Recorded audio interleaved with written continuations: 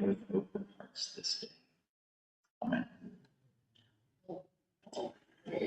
So Lent is a season where we are called to do a little spiritual gardening, to tend to our inner selves. And historically, we've done things like giving up coffee and giving up chocolate and things like that. In olden days, they would give up meat, they would do some real fasting. And in modern days, we don't do a whole lot of that. But I'm hoping this Lent that we will do a little bit more spiritual gardening, that we will intentionally cultivate some things and we will intentionally let go of some things. I'm not a great gardener, but I've done enough of it to know the basics of it. Rachel just rolled her eyes. I think not being a great gardener is what? Understatement? Yeah, I'm pretty terrible at it. But I know the basics. I know the seed goes in the ground. I know that the dirt goes over the seed, and at some point there's some water there. Like, I got the basics. But you can't just put seeds in the ground, can you? You can't just cover it with dirt and leave it there. There's got to be some water, there's got to be some tending to it. And you also have to pull some weeds. Why do we do that? Why do we pull weeds? To give room for the new seeds. To give room for the new seeds, right? Because if you don't, something that maybe is a little faster growing can crowd out what you're trying to grow, and they compete for resources. Down underneath the soil, the weeds and what you're trying to grow, some strawberries or something, they're all saying a little food, but the weeds might be a little better at that food. And so we cultivate our garden so what we're trying to grow can actually grow. Each week, as we gather, we're going to be asking a couple of questions. We're going to be asking in the text, in the sacred story that we read, like the one that Kathy just shared for us. We're going to ask, what is being cultivated here? And what's being let go? What are the characters? What is Jesus cultivating in today's text? And what is Jesus letting go? And then we're going to get a little bit more self-reflective and think, well, in light of this passage, because we have open minds and open hearts, and we're still listening to God in this day and age and in this place, what is God cultivating in our lives as individuals and as a faith community, and what are we being asked to let go of? I've come to believe that when something is a God, that things just line. And I've had that sense since we began this journey together, where when something needed to happen, it just sort of happened. And today's an interesting example because this is really our very first step as a brand new congregation. These are day number one in a lot of ways, right? Last Sunday we voted to merge. This week from Sunday to Saturday was kind of me freaking out, going, what do we do? Oh my gosh, the to-do list just got really long, and getting tons of emails from all sorts of people saying, what do we do now? I'm like, I don't know, we'll figure it out. That's our job right now, is to figure it out. But this morning, as I was driving here, I was realizing that really, this is our first step. We gather as a new faith community for worship, as we should. And just blessedly, because it's a God thing, our text this morning is about Jesus' very first moments in his ministry. So we know the story that he went to the River Jordan and was baptized by John. And then immediately he was, depending on what version you read, either he went, or a lot of them say he was driven. He was sort of sent out into the wilderness as his very first thing before he moved into his real time of ministry. And so it's remarkable that we're hearing from his first days on our first days. And first days, first steps, first directions are really important because they set the tone, right? It was important for Jesus to go out into the wilderness, into the desert, before he moved into his time of ministry. Why? It's a transition time, right? He needed to get some clarity. He needed time to prepare himself and to maybe discover who he really was and to affirm what was happening in him so that he could step forward. He sat there in that place in the desert. We know we're good readers of the Bible. We understand that whenever anyone set out into the desert, into the wilderness, it's why. What happens? Pardon? Formation, transformation. The desert is a place where we go to learn who we are and to learn who God is and what God has for us to do. Kathy read a version you may not have heard before. It's from the First Nations version, and it's a very recent version that members of various Native American nations in our country came together and translated it into their own language, their own vernacular. And I chose it today because it's different enough that I hope it perked up your ears a little bit. Where it's like, ooh, that's an interesting way to hear about it. And in that version, this particular passage is called Vision Quest. I love it. Back in my undergrad days, my major was history and anthropology. I spent a lot of time studying Native American cultures and rituals, and the Vision Quest is a pretty consistent one, where folks, usually young men, but not always, would go out into the wilderness on vision quest. And amazingly, just like we find in the Bible, that vision quest was always a journey of discovery. It was to go away and come back a different person. So we know the Jesus story, but maybe we heard it again for the first time this morning. He goes out into the wilderness, into the desert, and there he encounters real life in some ways, right? He goes out there and he encounters temptations. And he encounters the opportunity to take shortcuts. Notice that the temptations are in a couple areas for him. And for me, this strikes close to home. One of them centers on identity. Are you who you say you are? Can you hold firm to your identity even when it's challenging? For us as a people of faith, as United Methodists, who are a people of peace and nonviolence, maybe that's one of our challenges right now. Are we who we say we are? Can we be a people of peace in a time where peace seems to be in short supply? I think it's interesting, too, that one of the things that Satan, the tempter, or the accuser, as it said in our reading, tempted Jesus with was kind of a shortcut. Like, I know you want to be powerful and you're going to do great things, but I can get you there. Right? Let's just speed this thing up a little bit. So it's almost a temptation centered on patience. And it's too close to home. Because I'm not a patient person. And you're like, yes, we know that. Yeah, I really know that. But I think it's important for us to be aware that there is this temptation in our world.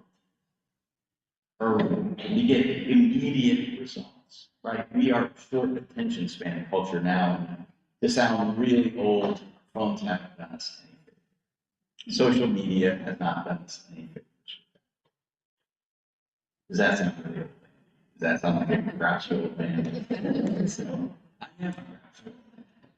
I am. Claims the identity. I'm going to claim it. Grouchy old man.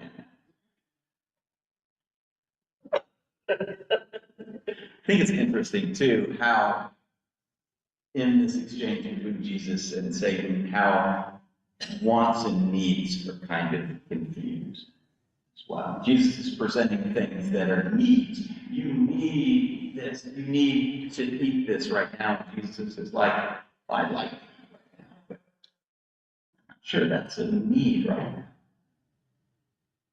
So I'll ask you, in this text, Jesus in the wilderness temple, what's being cultivated? What do you see that's being cultivated?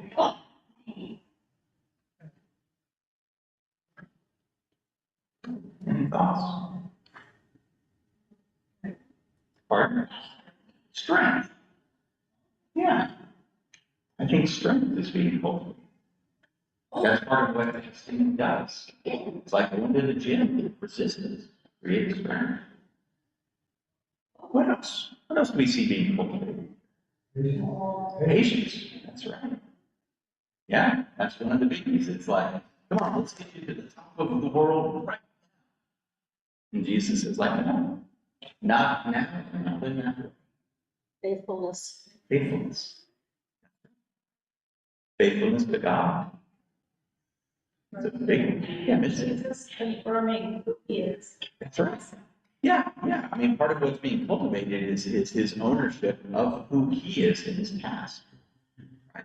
That's part of the temptation is like, come on, I want you to be by my side, Satan says, and Jesus is like, no. Faithfulness. Yeah. What's being released? What's being let go in this text? Self-importance. Self-importance, ego. Way. Pardon? Easy Oh, hold on, I've got two different people. Darlene and then way. the easy way. That's right. Shortcut's the easy way to go. Yes. Yeah. Right. Again, back to some faithfulness, some trust. Didn't let go. Other things we see being let go.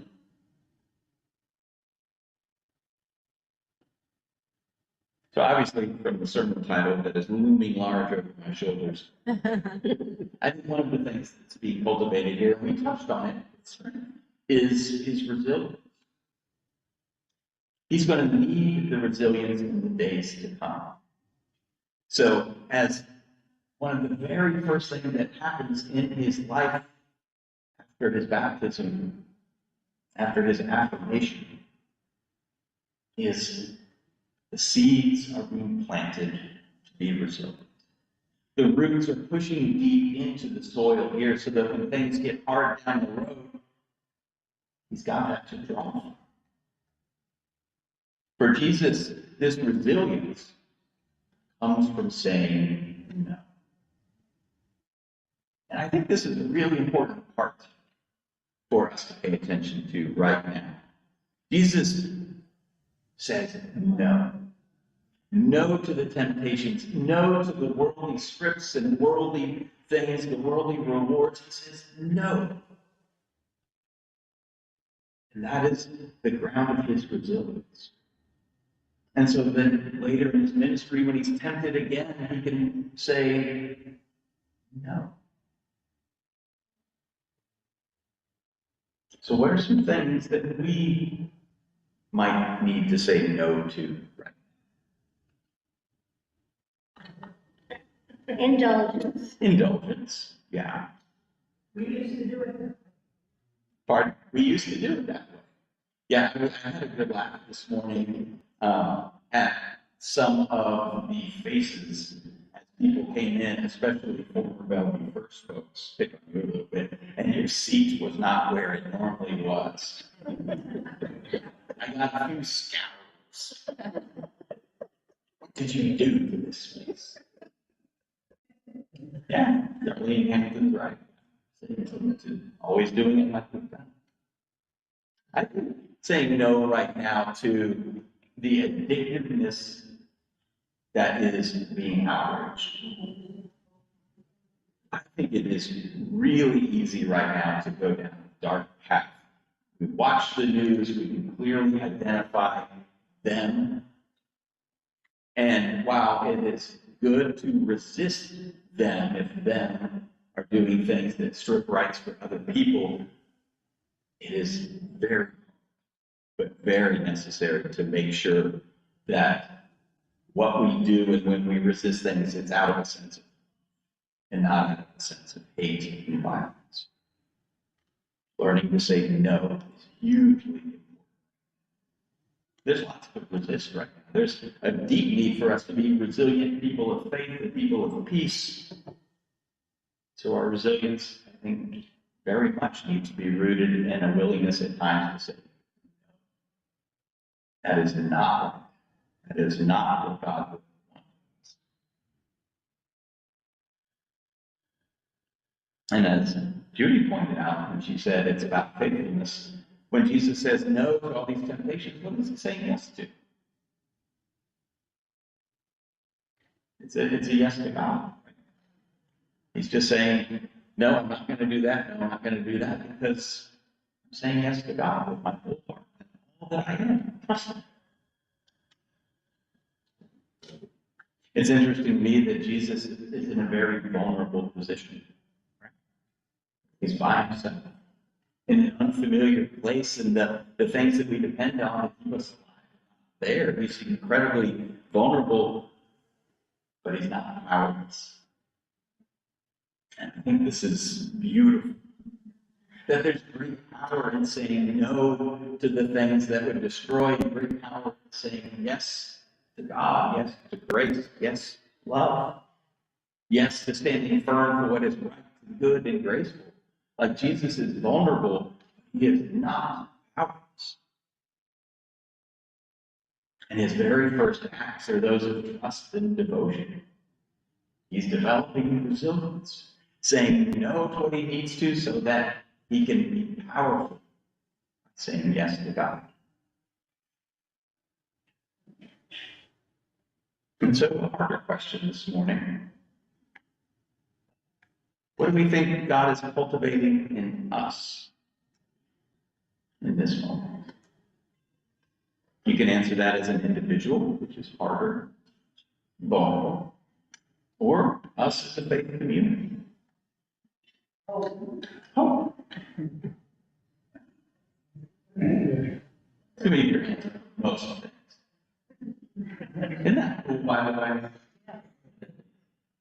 Had nothing to do with that.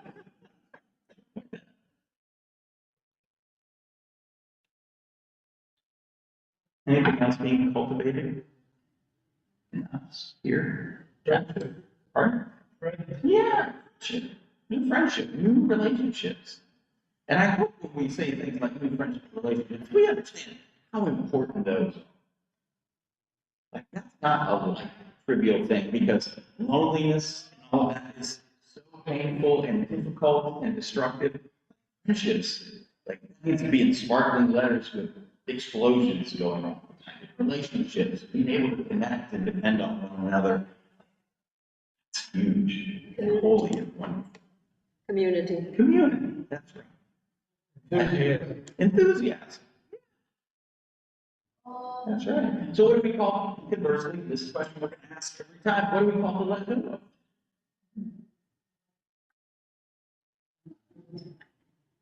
Rose?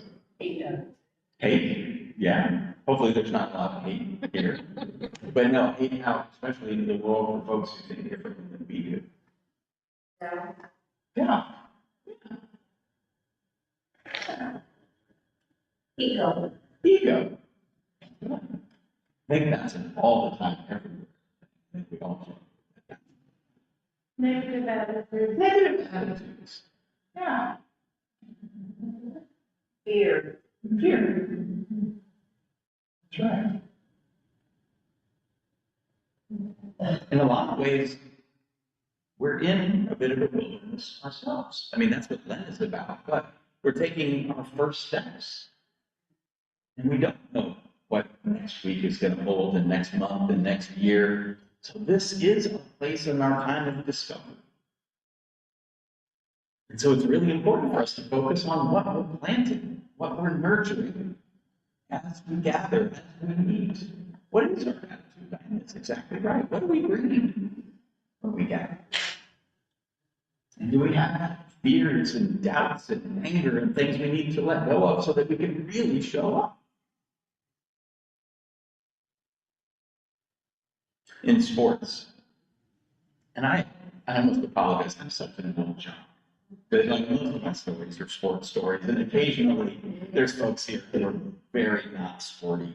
And I apologize. I don't know what else to tell you stories about, because I spent 99% of my life being yelled at by coaches. So all of my stories are sports. Occasionally there's like an outdoorsy one, but most of them are sports. But there's an old adage from old coaches that how you start is how you finish. I don't know if you know where Ed go. Ed was a coach for long. I lost it. There you are. How you start is how you finish. And as a coach, as a soccer coach, I tried to hammer this into the players, is that like, if you start the game lazy and unfocused, you probably ended the game that way. And so here's what the old coaches, the old school coaches would tell us. They would say, before the whistle blew, they'd say, first shot, first foul. And it was like, first shot, first foul, I'm laughing. But what that meant was, I want this team to take the first shot on goal, and if you can't do that, at least get the first foul. And while that's probably not great advice for young players, this was back in the 70s, Wild West. But what I think they meant was you start with intensity, and you'll likely finish with intensity. How you start is how you finish. When I coach, I don't know anything about the first foul. But I do think it's really important as we gather here to think about how we begin. This is the first Sunday of our Lenten journey. We're accompanied by Jesus beginning his journey. We see that he's planting seeds of resilience and resistance, putting down deep roots so that when the challenges come, when the weather changes, that he can stand firm. Maybe we're called to do the exact same thing. We see that he's letting go of the cultural scripts that say, to be successful, you must do this. To be powerful, you must do this. And he's focusing instead on grace. Maybe we're called to do the exact same thing. And so today, as we began this Lenten journey together, as we began our life together, we just sit with that for a moment. These are your siblings in Christ. I pray for all of us that Christ's Spirit would be in us. May our roots connect deeply to that source of all that is good and grace-filled and love. And may we let go of anything and all the things that keep us from God and keep us from one another, and keep us from life abundant for us and for us. And so in God's grace, may it be so. Amen.